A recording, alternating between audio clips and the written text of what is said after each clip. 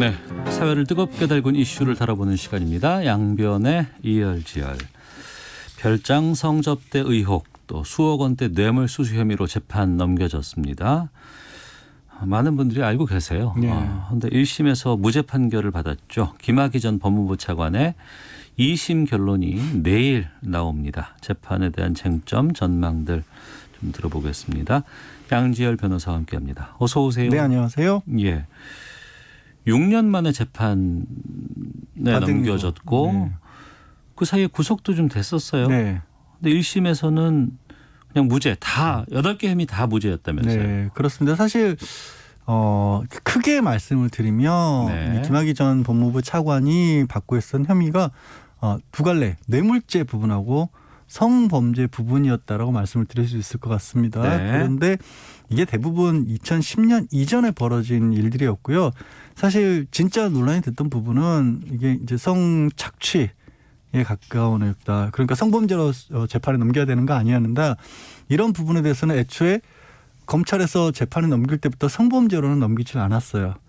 근데 이건 재판에 넘겨졌기 때문에 그냥 제가 인용을 하는 겁니다. 예. 성접대를 받았을 뿐이다라는 거였고, 근데 윤중천에 대해서는 사실은 성폭력을 인정을 했습니다. 검찰에서. 네. 그러니까 접대를 했다고 하는, 네. 같이 거기서 그 네. 자리를 만들었다고 하는 네. 윤중천에게는 네. 성폭행이라는 게 들어가 있고. 윤중천 본인이 직접 성폭력을 했다라고 봤습니다. 이제 나중에 말씀드리겠지만, 그런데 김학의 같은 경우 전 법무부 차관은 왜 그러면 성폭력이 아니라 뇌물로 갔냐면 네.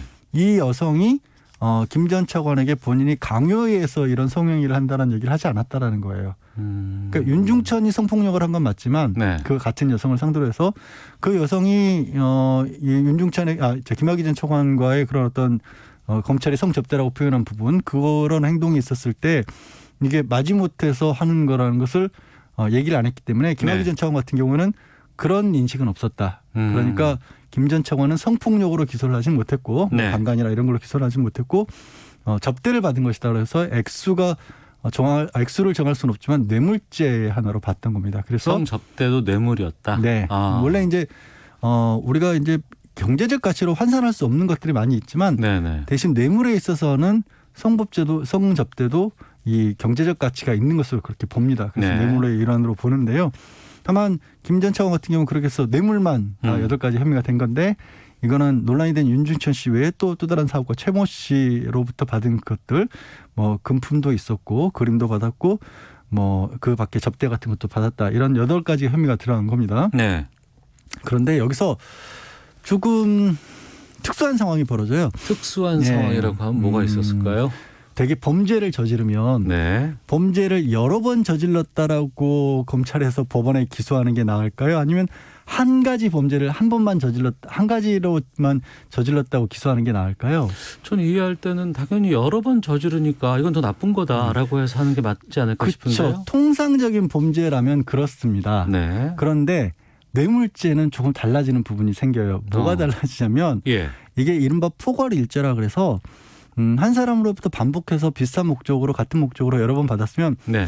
뭐 3번, 4번 나눠주더라도 그 액수를 다 묶습니다. 네. 그렇게 해서 묶은 액수가 일정 액수를 넘어가면 이게 일반 뇌물죄가 아니라 특정 범죄 가중처벌에 관한 범죄를 적용을 받습니다. 예. 그래서 1억 원을 넘어가게 될 경우에는 무기징역이나 10년 이상의 징역이 처해지는 겁니다. 예. 그래서 공무원들 같은 경우에는 뇌물죄로 수사를 받게 되면 제발 이게 한 번 받은 게 아니라 여러 번 나눠서 여러 번 받은 범죄를 여러 번 저지른 걸로 그렇게 해달라고 합니다. 예. 왜냐하면 그렇게 했을 때 법적인 자체가 확 떨어지기 때문에 설령 여러 번을 저질렀다고 할지라도 예.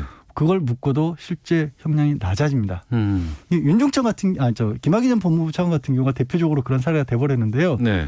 문제는 혐의를 받았던 뇌물죄 대부분이 2010년 이전에 벌어진 일이거든요. 네. 그래서 이거를 묶어서 포괄일죄로 검찰에서는 기소를 했는데 법원에서 보니까 그중에 한두 개가 이거는 뇌물로 보기가 어렵다라고 하면서 그 액수에서 떨어져 나가버립니다. 전에 옛날에 받았던 거는 네, 옛날에 받았던 게 아니라 묶어서 2010년 해도 검찰은 묶어서 판단해 달라고 그랬는데 그중에 예. 가장 액수가 큰 게 실제로 이거는 대가성도 없고 이걸 뇌물로 보기가 어렵다. 부정한 청탁도 어렵다라는 식으로 해서 빠집니다. 그런데 그걸 무죄로 판단하게 되면 뭐가 문제가 생겼냐면 나머지 것들이 다 조각조각이 나버립니다. 예. 한꺼번에 묶어서 합산할 수 있는 게 아니라 그냥 별개의 범죄를 여러 번 저지른 게 된 거예요. 예, 예. 그러면 그 별개의 범죄들은 다 공소시효가 길어야 10년, 7년 이렇게 돼버립니다. 예. 2020년 재판이잖아요. 공소시효가 다 지나버린 겁니다. 예, 예. 그래서 그거 때문에 사실상 실제로 유죄인지 무죄인지 판단조차 제대로 받지 못하고 그냥 이른바 이건 재판 대상이 아니다라고 해서 면소를 해버리게 되는 겁니다. 면소. 예. 예. 그래서 김학의 전 차관 같은 경우가 물론 안의 내용들은 굉장히 뭐 각 죄마다 조금씩 다릅니다만 이게 법 이론이 이렇게 만들어져 있는 맹점이 김 전 차관에게 바로 적용이 된 거죠. 네.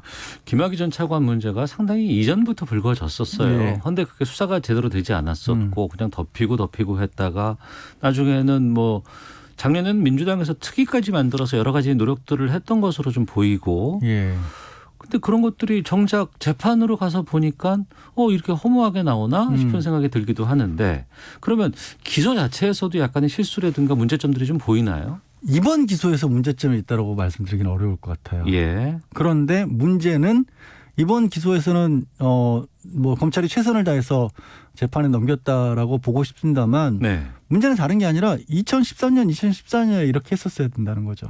그때였으면 네. 조금 전에 말씀드린 것처럼 개별 범죄들로서 뇌물죄가 액수가 좀 작은 것들이라도 충분히 법원에서 유죄로 판단할 부분이 있을 수 있을 겁니다. 네. 그런데 이미 10년이 넘어서 재판에 넘겨졌기 때문에 결국 말씀드린 것처럼 공소시효 문제가 걸려서 이거 따지지도 못하고 그냥 무죄를 받는 그런 일이 벌어진 거예요. 네. 그러니까 사실 처음에 촉발됐던 부분은 이제 성적 접대 의혹이었지 않습니까? 그런데 검찰에서 어떻게 했어요? 이거 영상 속 그 남성이 김학의 전 차관인지 특정하기가 어렵다. 그게 지금도 상당히 좀 여러 패러디도 나오고 논란이 좀 많이 되고 있더라고요. 그렇죠. 근데 이번 재판에서 그분은 인정을 했어요. 이번 재판에서 보니까 그 사람 맞다. 김 전 차관 맞다. 재판 쪽에서도. 네, 재판부에서도. 그런데 그걸 가지고 뇌물을 따지다 보니 공소시효 지난 것들도 있고 남아있다고 불만한 것들 중에서도 뭐 대가 관계가 없다거나 이런 식으로 다 빠져나간 그런 셈이 됐거든요. 네. 그러니까 말씀드린 것처럼 2014년, 14년에 아까 김학의 전 차관인지 아닌지 모르겠다. 명확하지 않다. 또 혹은 영상 속에 같이 등장하는 여성 같은 경우가 이제 성범죄로서 고발을 했었는데 네. 고소를 한 거죠. 피해자니까. 고소를 했는데 그 여성이 당신이라는 증거가 없다. 네. 명확하지 않다. 이러는 바람에 또 수사가 제대로 진행이 안 됐던 거죠. 그러니까 지금까지 말씀해 주신 걸 정리해 보면은 1심 재판부의 판정이라든가 여러 가지 이런 정황들을 본다 그러면은 지금 올라온 상황이나 또 제시된 증거라든가 이런 것들이 법적으로 봤을 때는 무죄가 지금 거의 유력하다 이렇게 이해를 해야 되는 건가요? 현재로서는 그렇다는 거죠. 그게 딱 5년 그러니까 5년 6, 7년 처음에 문제가 불거졌을 때만 제대로 수사를 하고 재판에 넘겨졌으면 네. 이렇게 다 무죄가 받을 가능성은 저는 극히 낮다라고 봅니다. 네. 그래서 사실 김 전 차관 같은 경우에는 1심 선고 때는 이제 구속돼서 재판을 받고 다 무죄 받고 풀려나면서 그동안 굉장히 억울했었다라는 취지의 어떤 그 뭐 얘기를 한 게 언론에도 소개가 됐습니다만은 네. 모르죠. 실제로 전부 다 정말로 무죄일 수도 있지만 사실은 그렇지 않고 네. 그냥 시간이 흘렀기 때문에 재판부가 어쩔 수 없이 판단조차 못했던 부분들이 많았던 거거든요. 예. 진짜 제대로 판단을 받을 수 있었다라면 유죄가 나올 수도 있었기 때문에 쉽게 그렇게 본인이 억울했다라고 말할 만한 상황은 결코 안 된다. 당장 성접대를 받은 건 사실이었다. 영상 속 인물 맞다. 이건 확인이 된 거거든요. 하지만 상당히 이게 언론을 통해서 불거지고 여론을 통해서 상당히 관심이 높아졌을 때 또 해외로 또 출국하려고 또 시도도 했었고 막 이런 경우들이 있었잖아요. 2018년도에 출국 금지 사실이 내려졌다는 사실을 모르고 출국하다가 공항에서 잡혔던 일이 있고 그게 결정적으로 이제 구속까지 되게 된 계기는 됐습니다만 그러나 말씀드린 것처럼 너무 늦었던 거죠. 그때는 이미 이제 검찰에서 나름대로 이제 특별수사팀을 꾸려서 명명백백하게 가리겠더라라고 했지만 그전 검찰이 제대로 하지 않은 것 때문에 상황이 이미 종료됐던 상황이에요. 네. 어찌 보면. 그러면 지금 검찰은 항소를 한 상황이고 1심 판결을 뒤집기 위해서 검찰은 애써야 될 거 아니겠습니까? 검찰의 입장에서는.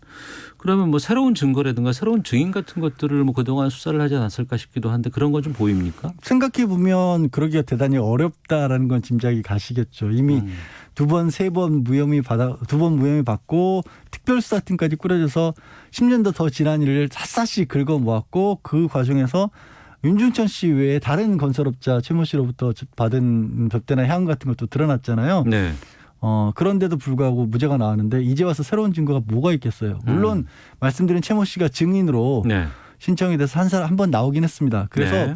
재판 자체가 그냥 3번으로 끝났어요. 그러니까 공판 준비기를 하고 한 번 공개 재판하고 이제 결심하면서 끝났고 선고를 내일 받게 되는 건데 거기서도 나온 얘기는 그냥 대가 관계가 어느 정도 있었다는 식의 진술은 있었지만 지금의 법원은 일반적으로 1심과 항소심을 따질 때 항소심에서 완전히 새로운 증거들 같은 게 추가로 되지 않는 한 1심 결론을 어지간해서는 바꾸지 않거든요. 네. 게다가 여기서 어지간해서는 바꾸지 않는다의 문제가 사실관계를 다툴 수 없는 부분들 시간이 이미 흘러서 공소시효가 지나버린 것들이 더 많기 때문에 네. 그 최모 씨의 증언으로 공소시효를 바꿀 수는 없는 거거든요.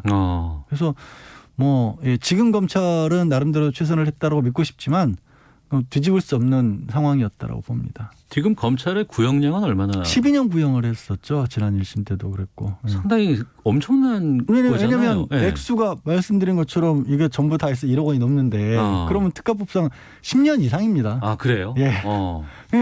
근데 그게 구형은 그렇게 했지만 네, 뭐 법원에서 봤었을 때는 야 이거 시간 다 지난 거 들고 와가지고 이거 어떻게 하라고 하냐. 그거는 1심에서 판단하면서 판결문에 판사마저도 그렇게 얘기를 했을 정도입니다. 알겠습니다. 그러니까 검찰의 부실 수사라든가 당시에 네.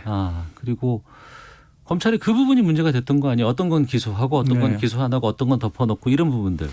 그게 딱 이 김학의 전 차관 사례에서 어쩌면 보이지 않을까 싶습니다. 왜 그렇게 납득하기 어려운 이유로 수사를 계속하지 않고 무혐의를 해버렸느냐라는 부분이고요. 진짜 그런지 안 그런지는 아무도 모르죠. 네. 하지만 그냥 일반적인 국민 한 사람 입장에서 봤었을 때는 야 이거 좀 너무 심한 거 아니야? 이거 선택적으로 한 거 아니야? 라는 얘기가 나올 수밖에 없는 게 김 전 차관 사례가 아닐까 싶습니다. 알겠습니다. 2심 선고 내일 나온다고 하는데 그러네요. 양지열 변호사와 함께했습니다. 고맙습니다. 네, 고맙습니다.